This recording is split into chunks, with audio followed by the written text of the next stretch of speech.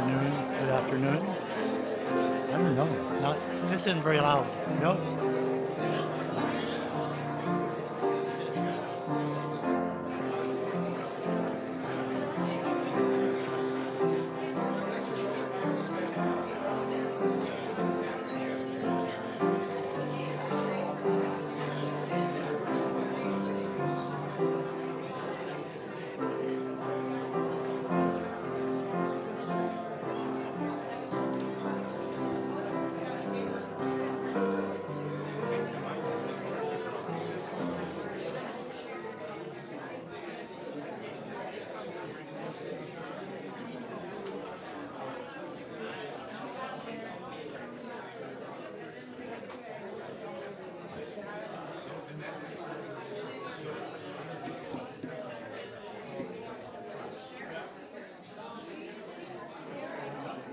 That's right. Yeah.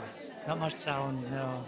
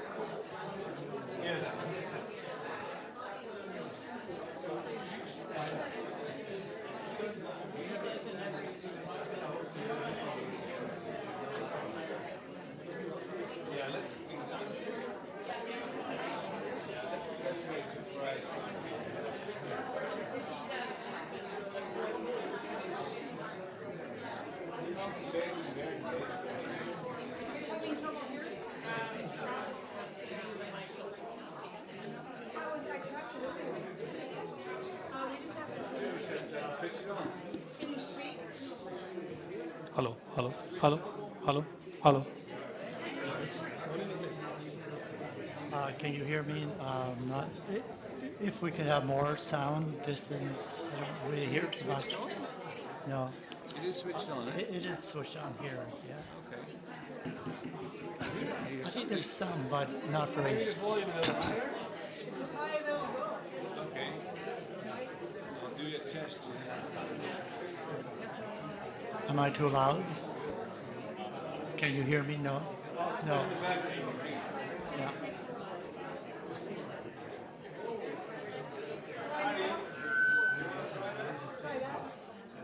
Am I far too loud?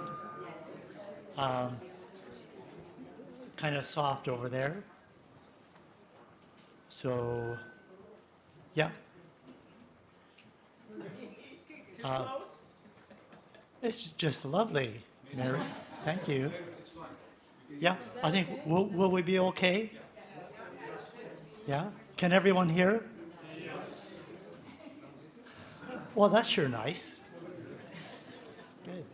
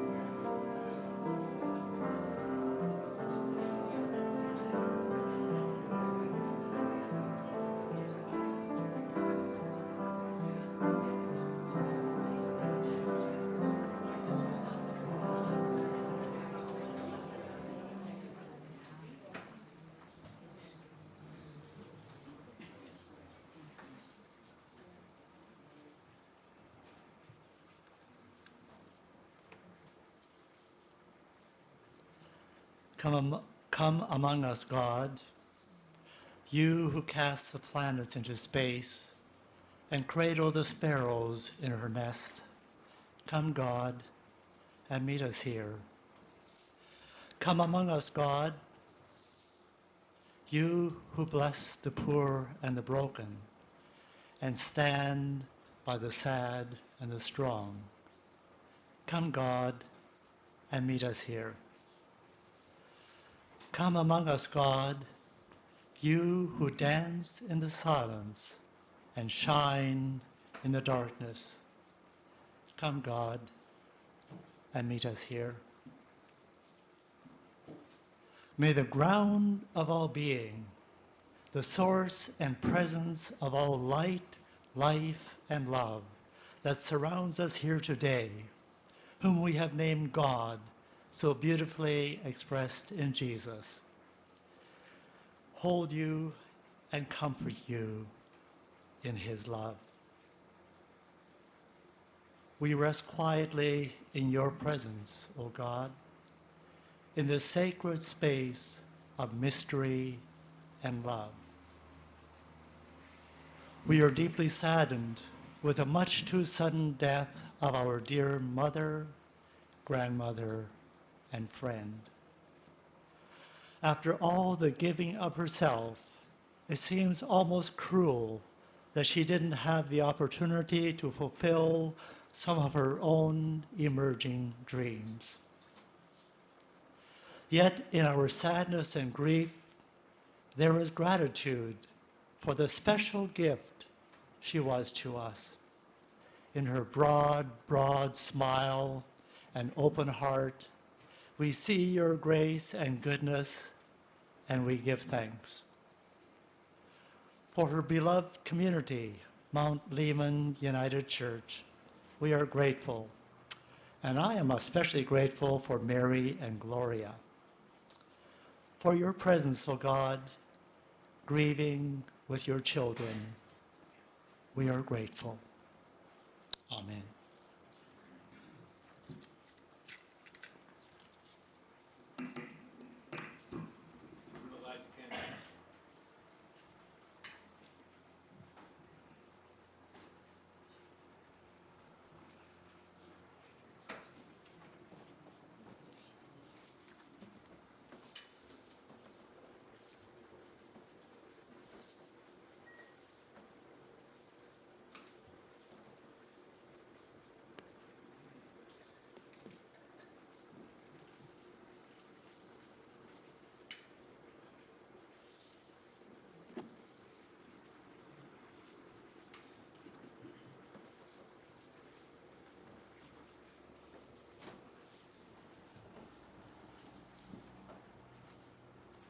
Here I stand at the table again, the table that Ankh had beautifully arranged for chorus service just a few months ago, and now lovingly adorned by her children. The theme expressed that day with the Christ candle burning was gratitude for a life lived in love, harmony, and wholeness, along with some prayers for the future generations.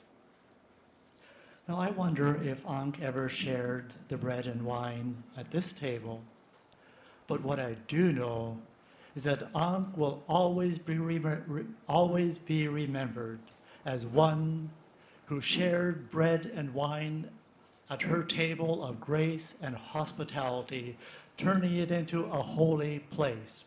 And we were even allowed to keep our shoes on. In the spirit of Ankh, I invite you to this table today to remember Ankh in the ways that her life was broken and shared in love for her family, friends, and community. Finally, time to sing. Morning has broken.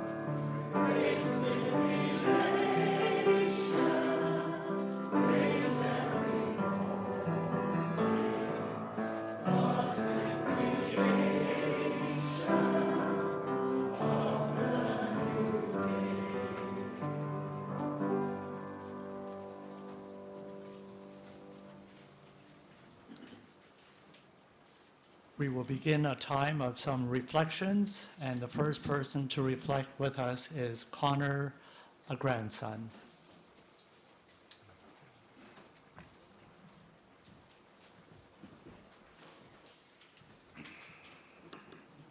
Testing? Okay, it's good. Oh, I gotta keep my... Okay, so I gotta be a bit close for this. Well, thank you all for coming today. And this was a bit of a surprise for me that I would be the first one to come up, so no pressure. But these shall be my final words for Oma. Ladies and gentlemen, I have come before you all to speak about my Oma, and as I was trying to find ways to write this down and bring these words towards you all, I found myself that I am unable to say anything for her. This is not a case of me having nothing to say about her, but because I have too much to say about her. While Opa was a grand pillar in my life as a youth, so was Oma in her own wonderfully subtle way. Her cooking, her laughter, her kind words, the dinners, her hugs, and so much more. I have so much to say about her, but the only thing I feel like I can say about her right now is her all-encompassing love. Her love always felt alive, her happiness genuine, her affection perpetually true. I will never forget the days in which I dropped by my grandparents' house, and I would always hear, first, Oma's jubilant greeting before Opa's own would follow. Oma was always the first one to greet me when entering their house, and now a sound that I've come to love hearing is gone forever. I love you, Oma, and I pray that you are at peace with God, and Opa too, as the two of you reside in heaven. I love you, Oma. Now, this is a bit off script because I'm the first one here. So, I don't really know how to properly say this, but the passage of time and all things, it is inevitable. So, we as people and as humans must come to grips that the end will eventually come for all of us, and well, the happiness and the joy and the love that I pray for every day, it shall come true with all of us, whether we are alone without our significant others or still with them to this day. And I pray that the one thing that won't die or pass on or simply fade away is the love that God provides. Thank you all.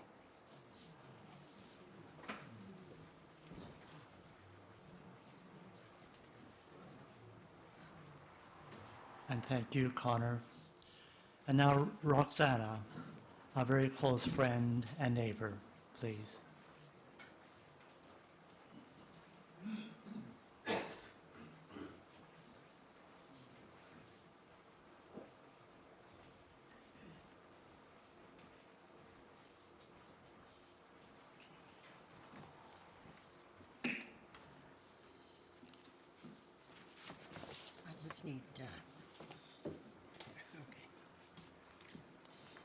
Good afternoon, family and friends.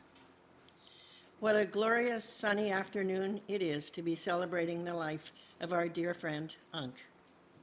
The sunshine just reminds me so much of her smile and her radiance.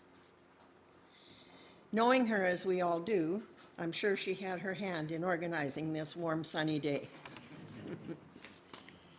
At this time, I would like to express my heartfelt thank you to the Lint family for giving me the honor to share some of my thoughts and experiences with my dear friend, Unk. For those of you who do not know me, my name is Roxana Denis. Coors and Unk moved into our strata community in 2017, and it has never been the same since. I mean that in a good way, of course. Coors and Unk were known to hold fabulous dinner parties in the summertime on their back patio, which happened to be right next door to Janet and Abraham. I recall one particular evening when Abraham and Janet were spending a relaxing evening in their backyard, and that particular evening just so happened to coincide with one of Unc's dinner parties. As the evening progressed, so did the lively conversation, with lots of laughter mixed in, such that it was becoming quite loud and boisterous. If I recall correctly, I believe the Hogans were there too. Finally, at one point, Janet called over from the backyard and said, "You guys are having way too much fun over there." She says, "We may have to report you to the Strata Council."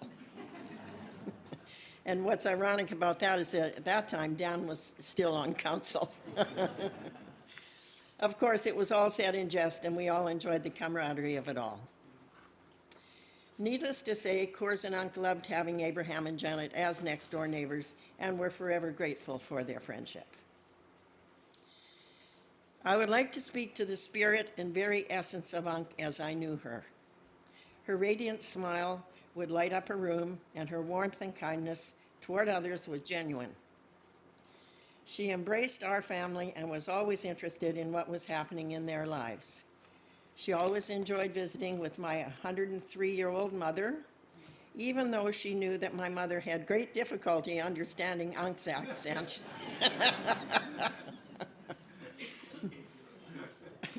Another attribute that I so loved about Unc was her great sense of humor. We enjoyed so many laughs during our times together. Unc had a special relationship with my husband, Dan, and her iPad. Unc would invariably have problems with her old iPad and would call on Dan to help her fix the problems. Finally, after many, many attempts, Dan convinced her that she needed a new upgraded iPad. That was no easy task. However, it did come to pass that Unc agreed to accompany Dan to Best Buy to purchase a new iPad. Off they went, and sure enough, Unc returned with a new, up-to-date iPad. She took particular delight in telling everyone that it didn't take Dan long to find what she needed, and she was convinced that he chose the most expensive iPad in the store.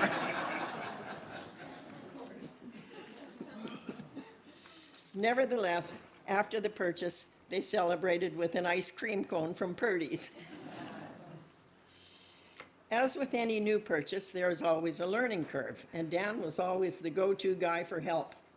He didn't mind at all, and Unc made sure that she rewarded him with cognac. She knew that any time she would call him for help, he would come on the double. Unc was a wise woman and knew that cognac was a sure bet. It didn't take me long to learn about the Dutch way of being very direct. On one occasion, it hit me between the eyes before I even realized it. Dan and I were driving out of our complex one day, and on the way out, we stopped to have a short chat with Coors and Unc. We parked our car in front of their place, got out of the car, and chatted with them on their front porch. When we were leaving, we realized that another car had parked very close to the passenger side of our car, such that it looked like I would have some difficulty getting into the car.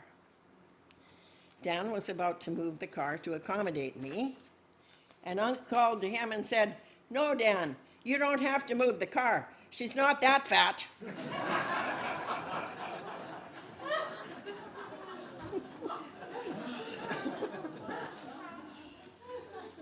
Yeah, I got used to Unc's directness. Another anecdote that I would like to share is that Coors and Unc invited Dan and I to join their travel group on a trip to Poland in 2019. Dan and I were quite undecided about it and were thinking that we would decline the offer. We went over to Coors and Unc's to tell them we were inclined to say no at this time. Undeterred, they said they were very sorry about our decision, and when Coors got up to refill our wine glasses, Unc said to Coors, "Only fill them half full, Coors. They gave us the wrong answer."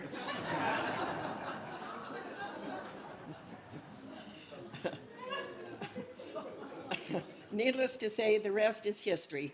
We so enjoyed the tour of Poland after all, but unfortunately, at the last minute, Coors' doctor recommended that he not travel. We missed our chance to travel with Coors and Unk, which we were very sorry about. The Hogans and the Taylors were part of the group from Abbotsford, and we enjoyed their company on the tour. It didn't take Unk long to learn that I was gullible, believing some of her outlandish stories. For example, on their trip to Namibia, she sent me some pictures, one of which was a travel van that was parked to the side on a mountain road that had sleeping bags on the roof of the van, of course alluding to the fact that that was part of their accommodation for the trip. Of course, she knew that I would be horrified, and her caption to me was, "This is not for sissies, Roxana."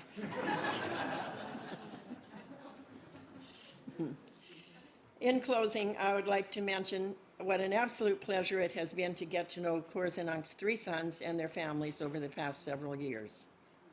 They are all different, and yet they all epitomize the sterling qualities that we so loved and admired in their parents, Coors and Unk. I'll leave you with this.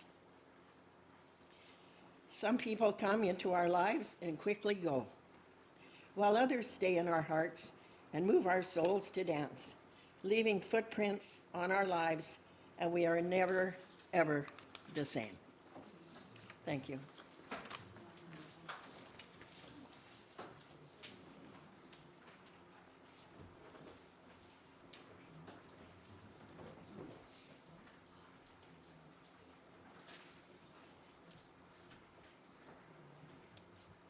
Well, that's a lot of very beautiful words said already. For those of you who don't know me, I'm Martin. I'm Unk's oldest son, and I have the pleasure today here to share with you a few thoughts and observations that I have shared the last few days with Ari and Peter. And as we said today, it is a really a great day to commemorate my mother. So in a way, strangely enough, I feel happy to be up here today, which I had not expected a couple of days ago. So to me, first and foremost, Unk was an optimist with a lot of energy. She did not dwell on the past. If plan A didn't work, she quickly came up with plan B. I'm sure that sometimes she complained in the privacy of her own home about someone or something. However, she was always ready to move on. As Abraham explained at the memorial service of my dad a few months ago, Unk and Koers really complemented each other. But to be sure, she was very much her own person. She was generally keen on getting things done and organized, and this would range from organizing a dinner party, painting a chair or a table, or making sure that her garden, as always, was in tip-top shape. And she was not afraid to use her hands to get something done. Indeed, she took on some pretty big jobs.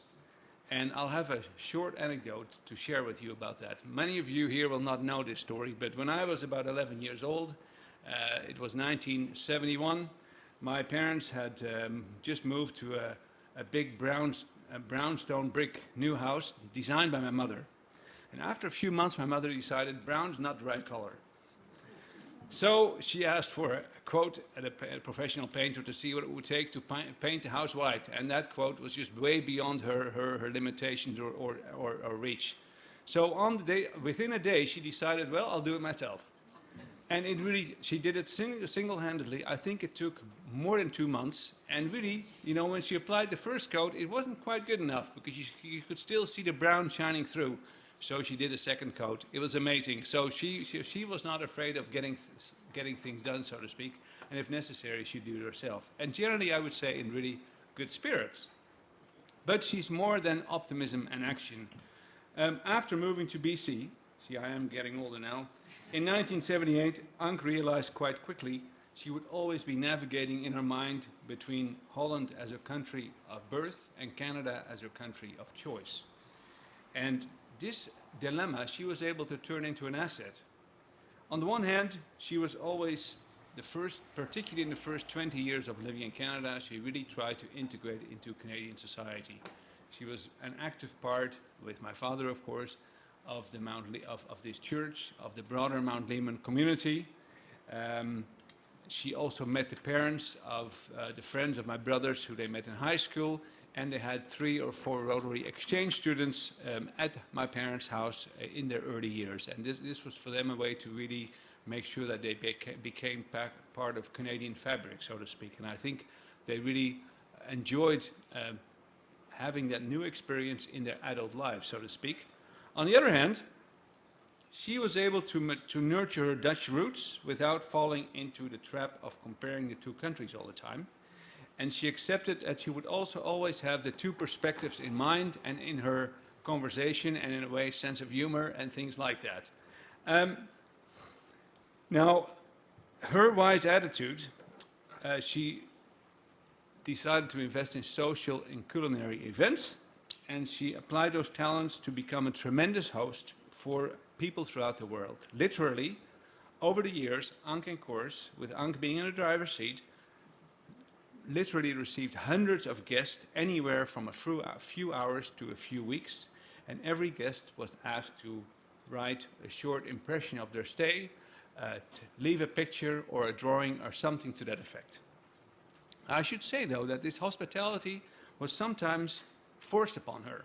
Again, I remember vividly, this is when I was younger, we had just lived here, I think, for half a year. One day, one morning in the late 70s, a huge bus, Greyhound size, turned up our driveway, parked in front of our house. I happened to be home. I'm not sure if Ari and Peter were there, but I remember this vividly. This bus, we hadn't even paved the road yet, so I think it just made its way up there. So the bus stopped, and then 40 Dutch butchers descended from the bus with a guy, someone else who led the group, and they came to visit the Lint family. So my mother, she picked up the gauntlet, and within half an hour, everybody had coffee and cake. Everybody used our washroom to make sure they could continue the trip, and then they said goodbye and they all left off. So that was a good example how this hospitality sometimes happened. I would say at moments you didn't expect this. But really, there's something I'd like to show you. This hospitality, some of you may have seen these books. So in Holland, in 1969, when my mother had her first, let's say, vacation home where they invited guests, she started this book. So this book runs from 1969 until, let me check, this is June 1998. It has about, I would say, 150 entries of it, of guests who stayed and with their stories and drawings. And then in July 1998, book number 2 was started. This is the cabin, the guest cabin at McTavish Road. The last entry is in September 2022. In September 22,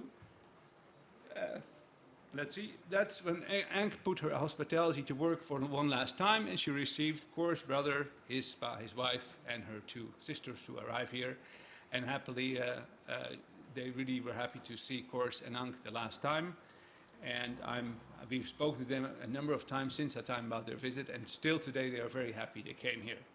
So Ank's departure was abrupt and too soon, but like her, we will make a new and positive plan and try to give joy to the people around us. And we will miss her dearly. Thank you.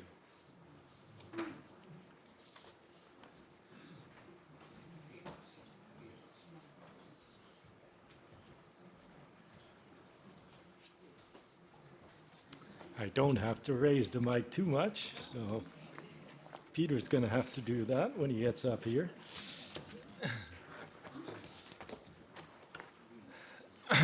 I was going to start with some words of myself to talk about Mom, but I got a text this morning from Nicolene, my daughter, and decided that I would read those words to you before I start my few words to add to it.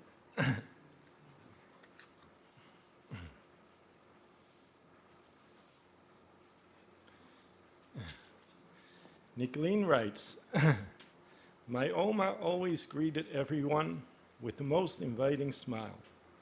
Even through the phone, you could hear it in her voice. To see the love my Opa and Oma shared growing up was such a blessing. The love they shared with friends and family will be missed. I will always remember how important it was to them to keep in touch with the Dutch. Oma taught me how to be strong in who I am, that being my own person was indeed a strength and not a weakness.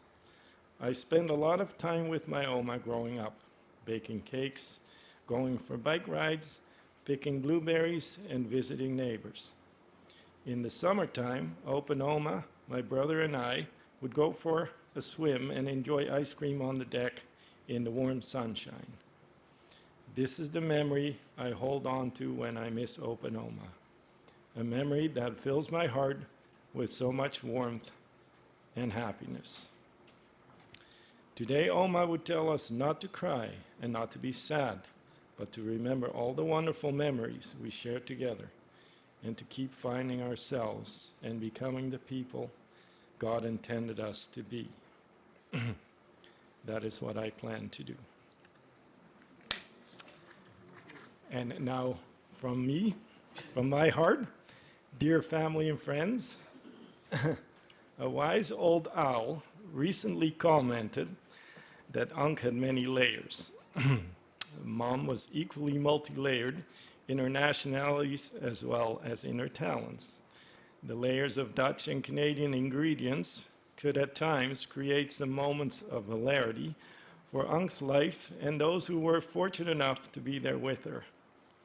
I would not be surprised if there are still some carpenters in the Fraser Valley who, to this day, still get a grin on their face when they go to wash their hands at the sink before having lunch. You see, when Dad and Mom came to Canada, Dad would go to oversee work on the barns, while Mom was keeping track of the crew building the house.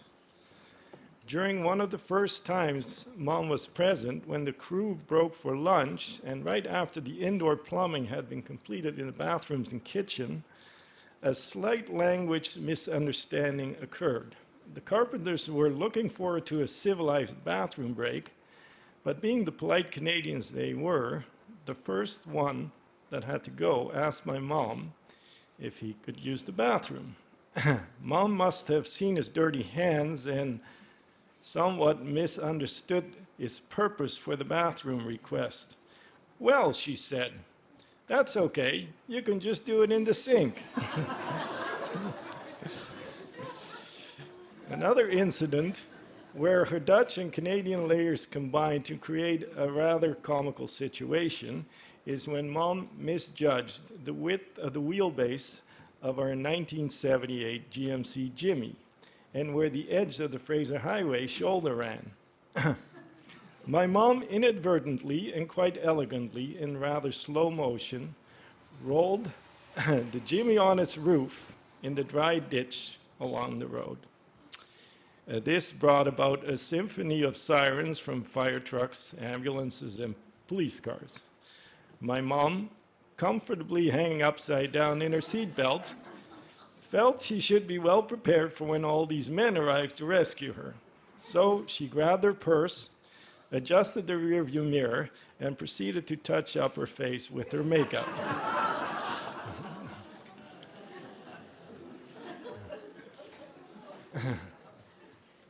Mom's layers of talents touched us all and created a life filled with meaning and purpose. She cared for Dad and my brothers and myself, physically and emotionally like a most skilled nurse, cooked for family and friends like the most skilled chef, and spent numerous days lifting the spirits of those less fortunate than her. Today I am sad because my mom is gone. But that sadness gives life to a healing joy for knowing how deeply I loved her and that her spirit is with Dad again.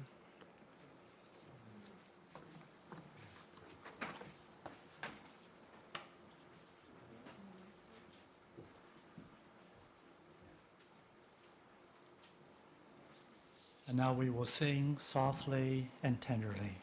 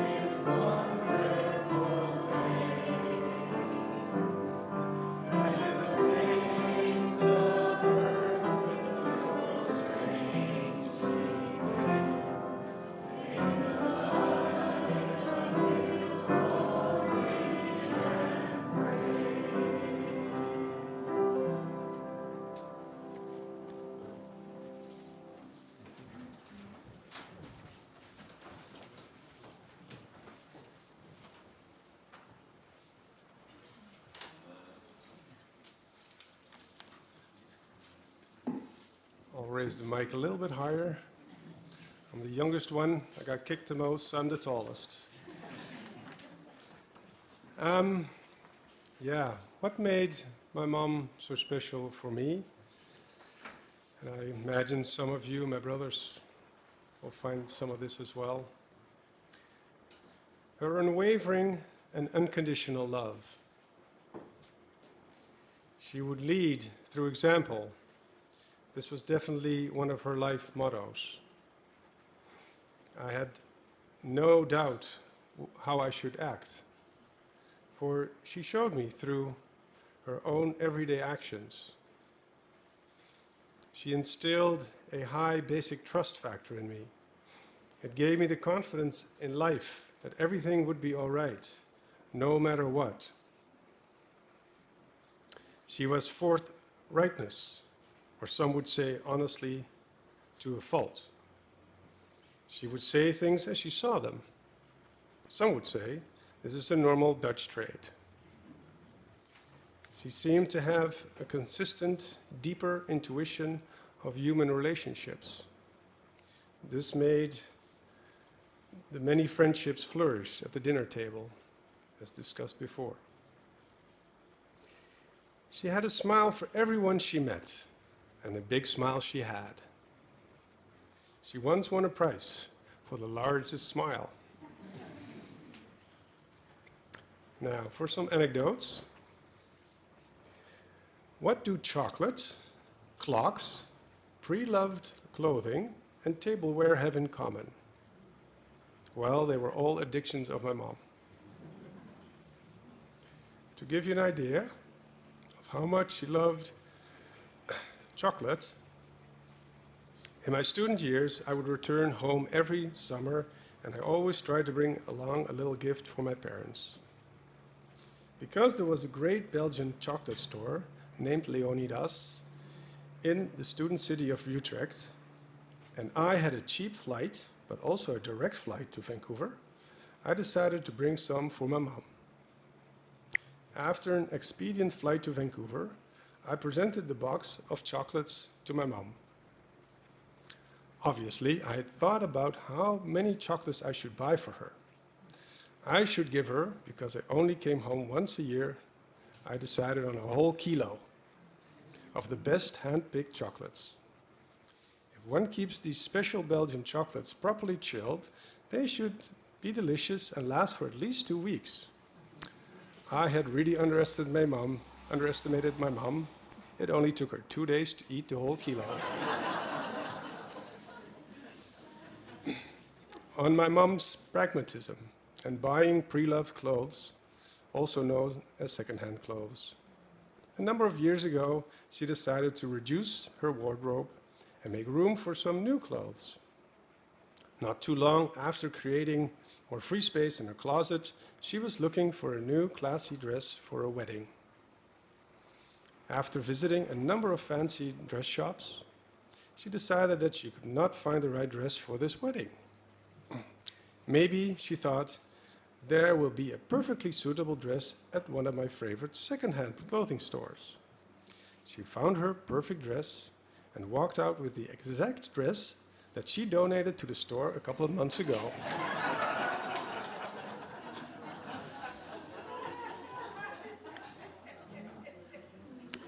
About her clocks, and many clocks she had. My dad and mom would only start anything before talking it through. But there were a couple of exceptions. She had been interested in a certain antique clock for quite some time, which was in possession of an old Dutch art dealer living close to Vancouver. However, she thought the price of this clock was far too exuberant. And, as you probably know, Dutch people, can be quite stingy. So she restrained herself for quite a while, but one day, when she saw that the old gentleman art dealer had reduced his price significantly, she decided to buy this clock on the spot without consulting course. At the same time, my dad had been away on a trip to the Netherlands and had forgotten to bring a present for their wedding anniversary. On my dad's return to their home, my dad was about to apologize. However, my mom was one step ahead of my dad. That didn't happen often, but had one of her pragmatic solutions. She smiled and said to Course, as she pointed out her new clock, "I will regard my new acquired clock as your present to me for our wedding anniversary." On her addiction to tableware. Tableware was something that Course could never object to, for they both had made an art of entertaining many people at their dinner table. Their dinner table was always tastefully decorated with different cutlery, plates, and dishes, plus fresh flowers from her own garden. Over the years, my mom and my dad have welcomed so many people at their table. My mom's decorated table and wonderful cooking was one of her gifts to the people around her. Her table and cooking was her practice and love for people. Many of us have experienced their love at the table or otherwise.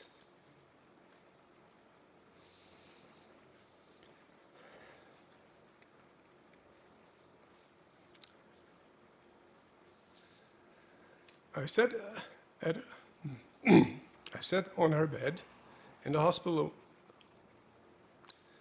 One of her last words were,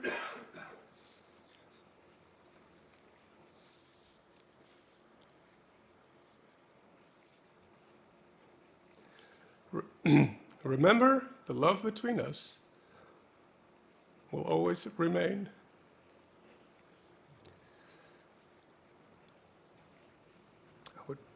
I would now like to invite you to take a minute of silence to think about a cherished moment you had with her.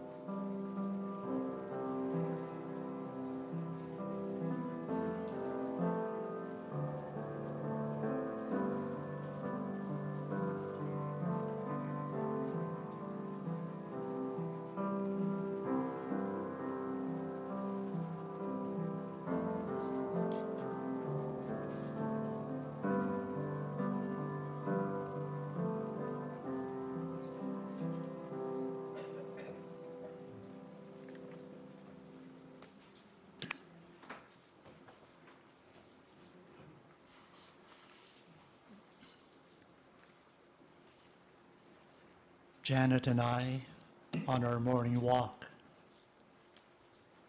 We see a couple coming down Winfield Drive.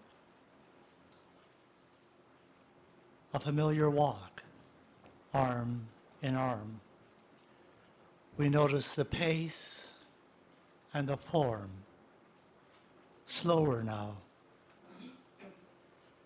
We meet with broad smiles and pleasant words. And then some quiet days of silence, sadness, and absence. And then, there's Ankh coming towards us. No longer arm in arm, but with walking poles. Some sadness in her eyes and a warm smile. Passing her house, Ankh on her knees in the dirt, tending to the flowers. She looks up with this glorious smile. The whole earth took note. We have never seen her again.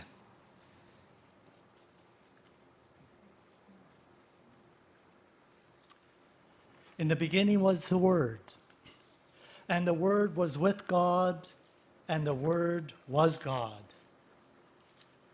And the Word became flesh and moved into our neighborhood, and we have beheld his glory, full of grace and truth. What does all this mean, and how does this fit into Ankh's story? Well, the Word in this context I would simply describe as the presence of all life, light, and love embodied by Jesus. But it doesn't end there. The Word is embodied and incarnated in all of God's children. Yes, in you. Let me already let you know that I'm a bit of a detective, and my favorite thing to detect is the presence of God in people. Now, how does this fit into Ankh? Well, I think you've already gotten it. I so clearly and beautifully have seen the presence of life, light, and love. Yes, the very presence of God in Ankh. And that makes me rich and grateful. Reflecting on Ankh, a scripture passage came to mind to make my case as a detective. It is referred to as the love chapter. It poetically begins, "If I speak in tongues of mortals and angels, but do not have love, I am a noisy gong and a clanging cymbals. And if I have prophetic powers and understand all mysteries and all knowledge, and if I have faith so as to remove mountains, but do not have love, I am nothing."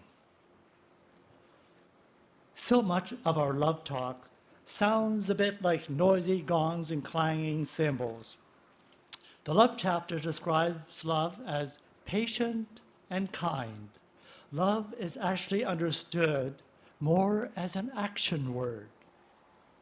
Reflecting together with Martin, Ari, and Peter, who I've known to call the lovely Trinity, it became clear that their mother was one who loved in action. And there was nothing noisy or clangy about her expressions of love. Well, except maybe some clanging pots and pans in the kitchen. They have flourished in their mother's love, grounded in expressions of her giving disposition and caring action. Ankh's loving embrace in action spread far beyond the caring of her husband and boys. As I alluded to earlier, one of love's finest expressions is found in hospitality, creating space for another. Janet and I have found warmth and delight in Ankh's love and the act of inviting us into their space. Kors and Ankh dance beautifully together in creating holy, hospitable space for multitudes and for us. Now, walking by their house, especially on winter nights, we did not resist glancing. Well, not at all. We actually quite went beyond glancing through their window into the dining room and couldn't believe how often candles were burning as dinner was enjoyed with company.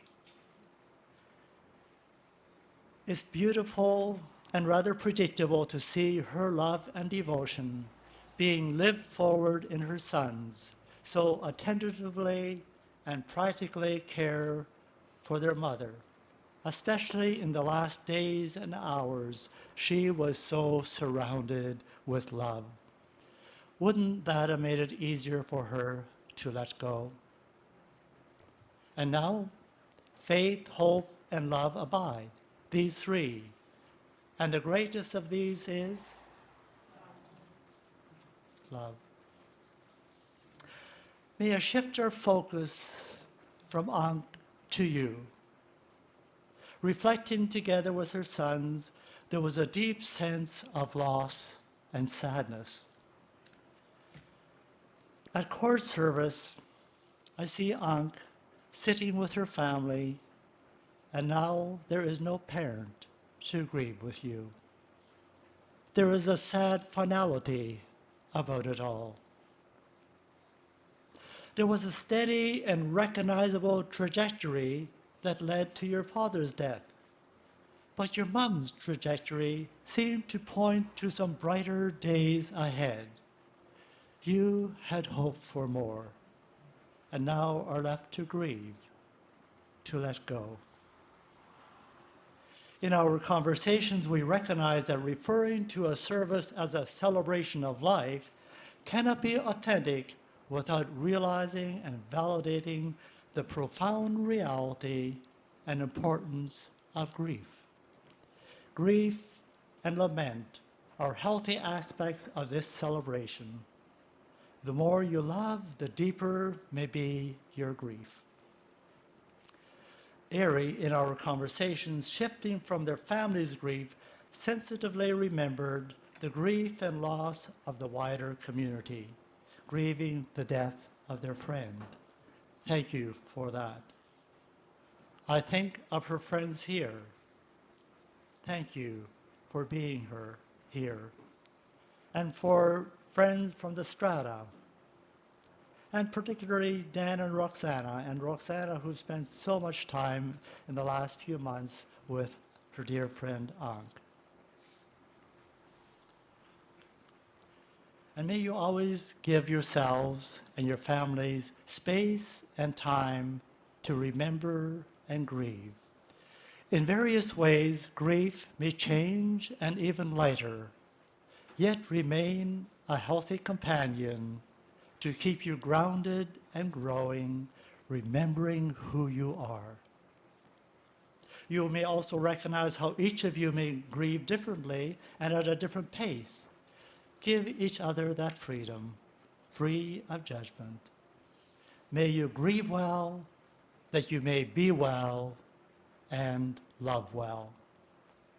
And may you all, as good detectives, see the beauty of life and love in the face of each other, moving from generations to generations.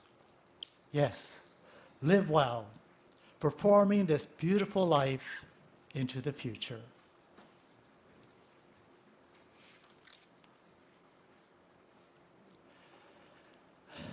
Now, in the same manner that we let Kors go such a short time ago, we must let Ankh go to join her beloved. Into the darkness and warmth of the earth, we lay you down. Into the sadness and smiles of our memories, we lay you down. Into the cycle of living and dying and rising again, we lay you down. May you rest in peace, in fulfillment, in loving. May you run straight home into God's embrace. Into the freedom of wind and sunshine, we let you go. Into the dance of the stars and the planets, we let you go. Into the wind's breath and the hands of the star maker, we let you go. We love you. We miss you. We want you to be happy. Go safely, go dancing, go running home. Home to the embrace of your beloved cores and a love that will never let you go.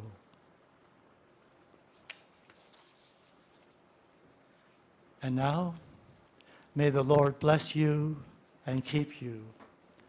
May he cause his face to shine upon you and be gracious unto you. His gaze upon you and hold you in his gaze forever and give you his peace. Amen. And we will sing, "It is well with my soul."